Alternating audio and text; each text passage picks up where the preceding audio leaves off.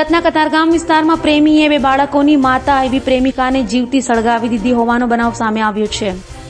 સુરતના કતારગામ વિસ્તારમાં આવેલ લલિતા ચોકડી પાસે પ્રેમીએ પ્રેમિકાને કેરોસીન છાંટી જીવતી સળગાવી દીધી હતી। બે બાળકોની માતા એવી 50 વર્ષીય રાધાબેનને શંભુ નામના પ્રેમીએ મહિલાના અન્ય સાથે પ્રેમ સંબંધ હોવાની શંકામાં હત્યા કરી હતી।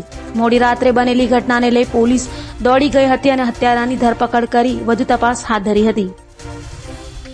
ગઈકાલે રાત્રે કતારગામ લલિતા ચોકડી ખાતે એક ખૂનનો બનાવ બનેલ છે, જે બનાવ અનુસંધાને આ કામના ભોગ બનનાર બેનની દીકરીએ કતારગામ પોલીસ સ્ટેશનમાં ફરિયાદ આપતા ગુનો રજીસ્ટર કરવામાં આવેલ છે અને આ ગુનાની તપાસ કતારગામ પોલીસ ઇન્સ્પેક્ટર શ્રીએ હાથ ધરેલ છે।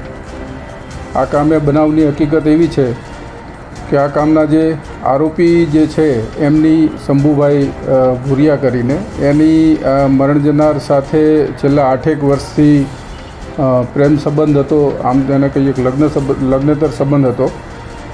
એના પછી એ છેલ્લા 8 વર્ષથી સાથે જ રહેતા આવેલા અને ગતરોજ અને એના આગલા દિવસે એટલે કે 17 તારીખે ફરિયાદી ની માતા અને આ આરોપી વચ્ચે આજે ભોગ બનનાર બેન છે એના આરોપી સિવાય અન્ય વ્યક્તિ સાથે આડા સંબંધ હોવાની બાબતને લઈને ઝઘડો થયેલો, જે અનુસંધાને ઉશ્કેરાટમાં આવી આ કામના આરોપીએ ગઈકાલે રાત્રે ફરિયાદી બેન ઉપર જ્વલનશીલ પ્રવાહી નાખી અને તેને સળગાવી મોતને ઘાટ ઉતારેલ છે।